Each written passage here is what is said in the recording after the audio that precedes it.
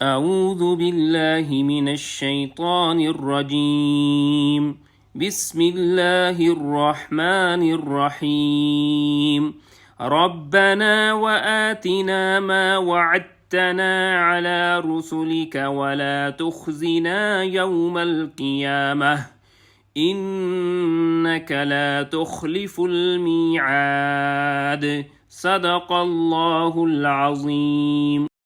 رب اشرح لي صدری ویسر لی امری واحلل عقدۃ من لسانی یفقہوا قولی ربی یسر ولا تعسر وتمم بالخیر آمین یا رب العالمین۔ آج کے لیکچر میں ہم انشاءاللہ تعالی سورہ آل عمران کی آیت نمبر 194 کو گرامیٹیکلی انالائز کرنے کی کوشش کریں گے۔ آیت اسکرین پہ آپ لکھی دیکھ رہے ہیں، آیت کی تلاوت ابھی آپ نے سنی۔ آیت میں وقف کی ایک علامت ہے، لہٰذا اس آیت کے حصے کریں گے ہم دو۔ پہلا حصہ ہوگا ربنا وآتنا ما وعدتنا علی رسلک ولا تخزنا یوم القیامہ، اور دوسرا ہوگا انک لا تخلف المیعاد۔ اب جو پہلا حصہ ہے اس میں ہمیں دو واو نظر آ رہے ہیں، لیکن جو دوسرا واو ہے اس کے بعد ہم حصہ الگ کر لیں گے، لہٰذا پہلا حصہ ہوگا ربنا وآتنا ما وعدتنا علی رسلک، اور دوسرا ہوگا ولا تخزنا یوم القیامہ۔ اب پہلے حصے کے پہلے حصے کے الفاظ پہ بات کریں گے۔ پہلا لفظ ہے پہلے حصے میں رب، جو کہ منصوب ہے، بار بار یہی الفاظ آپ کے سامنے آ رہے ہیں سورہ مبارکہ کے آخری رکوع میں۔ نا ضمیر جمع متکلم کی مجرور متصل، واو حرف ہے، آتی فعل امر ہے، واحد مذکر حاضر کا صیغہ ہے، حمزہ تا یا حروف مادہ، باب فعل آتا یا یؤتی یو ایتاین، تبدیلی کے بعد آتا یؤتی ایتان دینا۔ نا ضمیر منصوب متصل جمع متکلم کے ساتھ لگی ہوئی ہے، ما اسم موصول کے طور پہ دکھایا گیا ہے، وعدتا فعل ماضی معروف واحد مذکر حاضر کا صیغہ ہے، واو عین اور دال حروف مادہ ہیں۔ باء ضربہ یضرب سے استعمال ہوتا ہے، وعدہ یوعد، تبدیلی کے بعد وعدہ یعد، وعدہ کرنا۔ تا پیش اس لیے آئی ہے کہ دال اور تا قریب المخرج حروف ہیں، لہٰذا دال کو تا میں مرج کر دیا گیا۔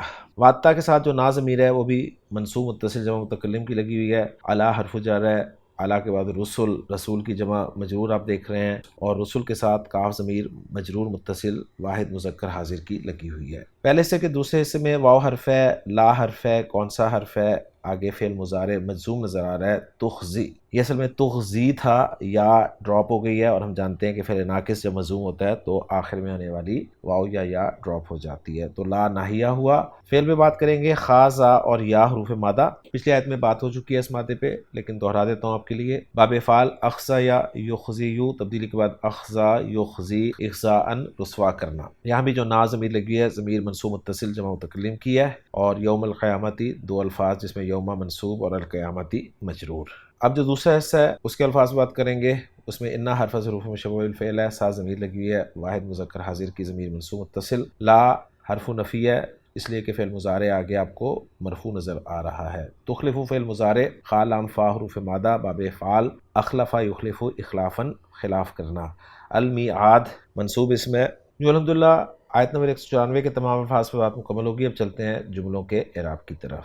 پہلا جملہ جو ہے ربنا سے شروع ہو رہا ہے، یہ اسی طرح ترکیب ہوگی، یا ربنا، جس میں یا حرف ندا محذوف ہے جو قائم مقام ادو فعل کے ہے، اور ربنا اس کے لیے مفعول بھی بن رہا ہے۔ فعل فاعل مفعول بھی، جملہ فعلیہ کے ندا، واو عطفہ ہے، اور آتی فعل و فاعل، انت ضمیر مرفوع متصل اس کا فاعل ہے، نا مفعول بھی۔ آتا یؤتی ایتان، دینا کے معنی میں آتا ہے، دو مفعول ڈیمانڈ کرتا ہے، اس میں سے پہلا مفعول آ گیا نا، اور دوسرا مفعول جو ہے وہ ما سے شروع ہو رہا ہے۔ ما اس میں موصول ہے، لہٰذا محل منصوب مفعول بھی ثانی قرار دیا جائے گا۔ ما کا صلۃ الموصول جو ہے وہ وعدتنا علی رسولک ہے، جس میں وعدتا فعل و فاعل، تا ضمیر مرفوع متصل اس کا فاعل ہے، نا مفعول بھی، اور علی رسولک جار مجرور متعلق وعدتا فعل کے۔ جار مجرور کو انالائز کروں، علی حرف جر ہے جس کا مجرور رسل ہے، اور رسل مضاف ہے جس کا مضاف ہے کاف ہے۔ جار مجرور متعلق ہو گئے وعدتا فعل کے، وعدتا فعل اپنے فاعل، اپنے مفعول بھی اور اپنے متعلق سے مل کر جملہ فعلیہ ہو کر صلۃ الموصول بنا ما اسم موصول کے لیے، اور ما اسم موصول اپنے صلۃ الموصول سے مل کر محلاً منصوب مفعول بھی ثانی ہوا آتی فعل کے لیے، اور آتی فعل اپنے فاعل اور اپنے دونوں مفعولوں سے مل کر جملہ فعلیہ ہو کر عطف ہو گیا پچھلی آیت میں توفنا والے جملے پر۔ ترجمہ کرنا چاہیں تو کچھ یوں کریں گے اس حصے کا، ربنا اے ہمارے رب، وآتنا اور تو دے ہمیں، کیا دے؟ ما وعدتنا علی رسولک، جو تو نے ہم سے اپنے رسولوں کے ذریعے سے وعدہ کیا۔ دوسرا حصہ جو ہے ولا تخزنا یوم القیامہ، واو عاطفہ، لا ناہیہ تخزی فعل و فاعل، انت ضمیر مرفوع متصل اس کا فاعل ہے، نا مفعول بہ یوم ظرف اور القیامتی مضاف الیہ اور ظرف اور مضاف الیہ سے مل کر مفعول فی بن گیا لا تخزی فعل کے لیے، اور لا تخزی فعل اپنے فاعل، اپنے مفعول بہ اور اپنے مفعول فی سے مل کر جملہ فعلیہ ہو کر عطف ہو جائے گا آتینا والے جملے پر، اور ترجمہ کریں گے اور تو